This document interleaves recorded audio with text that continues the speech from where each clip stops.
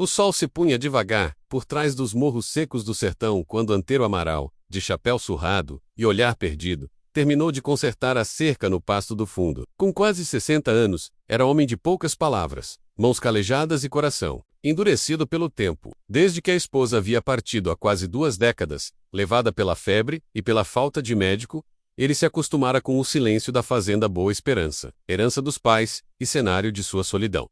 A casa, grande de madeira antiga, era bem cuidada, mas vazia. O gado no curral, os porcos no chiqueiro e a plantação de milho sobreviviam graças ao esforço de Antero e de um velho peão chamado Zé Venâncio, seu único companheiro de confiança. Toda semana, um carro de mantimentos parava na porteira. Fora isso, ninguém se aventurava por aquelas bandas. Naquela tarde de vento quente, Antero se surpreendeu com o som abafado de passos apressados no terreiro. Ao olhar pela varanda, viu uma figura feminina, com vestido empoeirado e lenço na cabeça, caminhando apressada em sua direção. Ao lado dela, 3 crianças. Uma menina de uns 8 anos, um menino de uns 6 e outro, menorzinho, no colo da mulher. Ela parou a uns metros da escada da varanda, visivelmente cansada. Boa tarde, moço. Desculpe aparecer assim, disse ela com a voz embargada. Mas a gente precisa de ajuda. Tamo vindo do norte. Fugindo de coisa ruim. Só queria um canto seguro por uns dias. Antero desceu os degraus devagar, medindo as palavras e o olhar da mulher. Ela parecia sincera. As crianças, embora sujas de estrada, não choravam, menos apenas observavam, como quem esperava o pior. Nome? Ele perguntou seco. Maria, Maria das Dores. E esses são meus filhos, Ana, João e o pequeno, Gabriel. Ele olhou para os lados, como quem pondera entre o medo e a compaixão. O celeiro velho, ao lado do galinheiro, estava vazio. Tinha feno, abrigo contra o vento e até uma torneira d'água perto. Não era o melhor lugar, mas era o que tinha. Celeiro, está ali. Pode ficar. Só não se meta na casa e nem nos animais. Amanhã a gente vê o que faz menos, respondeu ele. E virou as costas sem esperar agradecimento. Naquela noite, Antero mal dormiu. Pela primeira vez em muitos anos, a fazenda tinha vozes novas. O murmúrio de uma mãe acalmando os filhos. O tilintar discreto de latas e panelas. Algo dentro dele se remexia. Um incômodo que não sabia nomear. Zé Venâncio, curioso, comentou no dia seguinte. Patrão, nunca vi o senhor deixar ninguém ficar por aqui. Que essa mulher tem de diferente? Não sei. Mas, tem algo nela, que me lembra o passado, disse Antero, encarando o horizonte. Na manhã seguinte, Maria estava limpando o celeiro com a ajuda das crianças. Ela agradeceu por cada coisa. Pela água, pelo abrigo, até pelo silêncio. Era educada, firme, mas havia dor em seu olhar. Quando Antero trouxe um pouco de leite e pão, ela quase chorou. Eu pago depois, moço. Só me dá um tempo. Aqui, não se paga com dinheiro. Aqui se paga com verdade, disse ele, e saiu sem esperar resposta. Com os dias, Antero observava à distância. Maria não era uma mulher comum. Ela costurava com habilidade, sabia lidar com bicho, e os fios e ram. Obiri. Aos poucos ela foi ganhando espaço, não na casa, mas no coração do fazendeiro, que começava a ver cor, onde antes só havia seca. Mas o sossego estava com os dias contados. Na noite do 8º dia, uma carroça desconhecida parou na estrada. Próxima, 3 homens desceram, armados, e perguntaram numa venda da vila sobre uma mulher com 3 crianças, fugida de uma vingança lá de Itapiranga. O vento do sertão carregava mais do que poeira. Trazia segredos. E Antero teria que decidir se protegeria aquela mulher, ou se deixaria o passado dela destruir tudo, o que começava a florescer de novo em sua vida solitária. No dia seguinte, antes mesmo do sol dourar os morros, Antero acordou com um pressentimento estranho. A brisa matinal, que costumava trazer apenas o cheiro do curral e do café coado, vinha agora carregada de inquietação. Sentado na varanda, viu Maria sair do celeiro com Gabriel nos braços, enquanto Ana e João ajudavam a varrer o terreiro. Ela parecia mais alerta do que nos dias anteriores, como quem pressente o perigo. Os olhos, antes calmos, estavam atentos a cada som da estrada. Antero percebeu, e se aproximou. Dormiu mal? Perguntou, sem rodeios. Maria respirou fundo, abraçando o filho com mais força. Sonhei com coisa ruim, com gente ruim. Eles podem ter descoberto para onde vim. Se chegarem aqui, não quero envolver o senhor. A gente pode ir embora antes que tragam problema. Antero a olhou por um longo momento. Seus olhos, que há anos viam só o campo e o gado, agora viam algo mais. Um medo real. Um pedido mudo por proteção. Quem são eles? Maria. Ela receou. Mas depois de tantos dias de ajuda silenciosa, decidiu que era hora de confiar. Meu marido era homem ruim, mandava em tudo com ferro e faca. Quando eu fui, foi porque ele machucou João. Eu não podia mais. Fugi de madrugada, só com as crianças. Mas ele tem amigos, gente perigosa. Um deles é irmão de sangue, e sei que estão me procurando. Antero cerrou os punhos. Você não vai a lugar nenhum. Quem entra sob meu teto, eu protejo. Aqui eles não vão tocar em ninguém, disse com firmeza. Mas preciso saber de tudo. Nomes, rostos. Para saber com quem estou lidando, Maria assentiu. Durante aquela manhã, entre uma tarefa e outra, ela contou tudo. O nome do marido era Armando, dono de terras, lá em Itapiranga, mas também envolvido com grilagem e pistoleiros. Um homem temido, o irmão dele, Raul, era ainda pior. Sempre de espingarda nas costas e ódio nos olhos. Enquanto isso, Zé Venâncio, que fora até a venda na vila comprar querosene, voltou apressado, suado, e puxou Antero de lado. Patrão, ouvi coisa feia. Disseram que 3 cabras estão rodando por aí atrás de uma mulher com 3 filhos. Estão dizendo que se virem, pegam à força. E tão armados. Antero respirou fundo, como quem carrega o mundo nas costas. É os vieme aqui, tenho certeza. Mandou Zé esconder as crianças no paiol de milho, nos fundos da fazenda, lugar que só ele e o velho conheciam. Maria, a contragosto, foi junto, prometendo que não faria barulho. Naquela tarde, Antero passou o dia todo afiando a velha espingarda herdada do pai. Encheu o cantil, limpou as ferramentas e prendeu as tramelas das janelas da casa. Não era homem de violência, mas também não era de recuar. No cair da noite, o som de uma carroça com rodas rangendo ecoou pelo caminho de terra. 3 vultos se formaram contra o céu alaranjado. Armados, um deles com chapéu largo e cicatriz no rosto. Pararam na porteira. Boa noite, compare, gritou o da cicatriz, com voz debochada. Tô atrás de uma mulher e 3 pirralhos. Disseram que passaram por aqui. Não quero confusão, só saber se estão nesse pedaço. Antero, já de espingarda em punho, caminhou até a porteira com passos lentos, mas firmes. Parou a uns 10 metros dos homens. Aqui não tem mulher nenhuma, só bicho, mato e silêncio. Agora virem a carroça e sigam viagem. O homem da cicatriz sorriu torto. Tá protegendo ela. É? Olha que não convém. Essa gente se mete com coisa errada. Traz maldição. É melhor não se meter. Antero apontou a espingarda sem tremer. Aqui quem manda sou eu. Dei abrigo porque era preciso. E não aceito ameaça em minha terra. Se dar mais um passo, dou o tiro. Os homens se entreolharam. O da cicatriz ameaçou avançar, mas um dos outros o segurou pelo braço. Deixa, Raul. Ele está falando sério. Vamos voltar mais tarde, por outro caminho. Raul cuspiu no chão. Isso não vai ficar assim, velho. E se foram? Naquela noite, Maria chorou em silêncio, abraçada aos filhos. Enquanto Antero e Zé faziam vigília com lanternas e armas carregadas, a guerra estava apenas começando, mas uma semente já havia sido plantada, menos a de uma nova família, unida não por sangue, mas por escolha e coragem. Os dias que se seguiram à visita ameaçadora dos homens de Raul foram marcados por silêncio, tenso e vigilância constante. Antero reforçou as cercas, mandou Zé cavar uma trincheira escondida perto do paiol e ensinou Maria a atirar com uma velha garrucha. Ela aprendeu rápido, com olhos firmes e mãos decididas. Não era mais só uma mulher em fuga, era uma mãe pronta para defender o que restava da sua vida. Apesar do medo, a convivência na fazenda ganhou outra cor. Pela primeira vez em muitos anos, Antero acordava com risos de criança e cheiro de pão assando. Maria, com jeito delicado e força de sertaneja, foi conquistando cada canto da Boa Esperança, não só com sua presença, mas com seu jeito de cuidar, de rezar, em silêncio à beira do fogão, de costurar roupas remendadas que pareciam novas. As crianças também se transformaram. Ana, antes calada, agora ajudava nas galinhas e lia os salmos da Bíblia Velha da Casa Grande. João cavava na horta com Zé Venâncio e fazia perguntas sobre o gado. Gabriel já corria pelos corredores do paiol como se fosse nascido ali. Antero assistia tudo com um nó na garganta. Sentia no fundo do peito um calor esquecido, algo como lá numa tarde. Enquanto Maria estendia roupas no varal, ele se aproximou devagar. Tá pensando em seguir viagem? Perguntou, sem rodeios. Ela hesitou, olhando o céu em silêncio. Não sei. Aqui parece seguro, mas tenho medo de que eles voltem. Não quero ser peso pro senhor. Peso seria se eu deixasse vocês irem e depois ouvisse que algo ruim aconteceu. Aqui vocês têm chão, têm teto, e se quiserem tem futuro. Maria se emocionou, mas não respondeu de imediato. Apenas sorriu, aquele sorriso tímido que só brota quando o coração começa a florescer. Enquanto a rotina seguia, Antero teve uma ideia. Queria dar algo mais a Maria e às crianças. Na madrugada seguinte, cavalgou até a cidade vizinha e foi ao cartório. Voltou com um documento em mãos. Na hora do almoço, entregou o papel dobrado a Maria. Isso aqui é a doação de um pedaço da fazenda. 5 alquires tom to know. Para você plantar, criar, fazer o que quiser. É tua terra agora.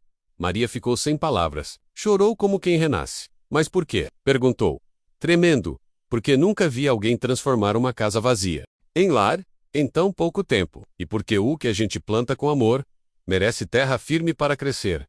Na mesma semana, começaram a construir uma casa pequena ao lado do celeiro, com madeira da mata e ajuda dos vizinhos. Poucos, mas leais. A notícia da família do fazendeiro e da mulher valente se espalhou. E gente boa começou a aparecer com ferramentas, telhas e comida.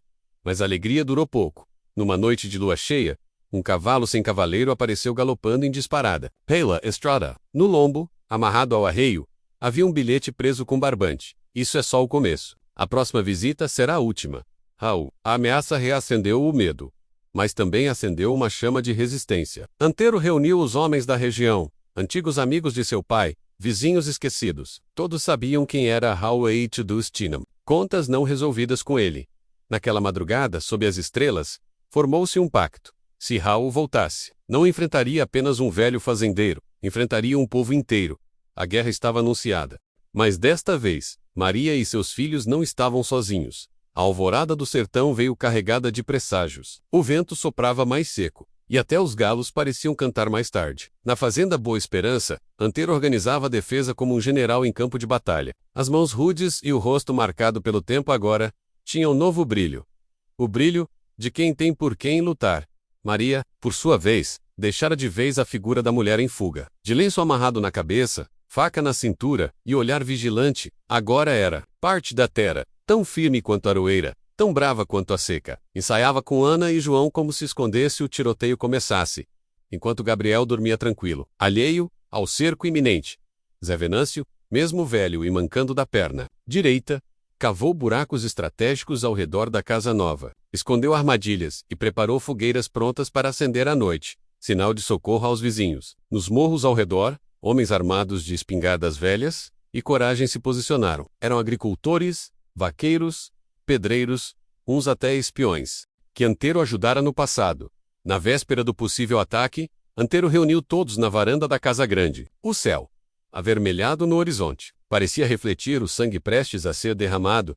Não estamos aqui só por mim, nem só por ela, disse ele, olhando para Maria. Estamos aqui por algo maior, pelo direito de viver em paz. Essa terra é nossa, não vamos fugir.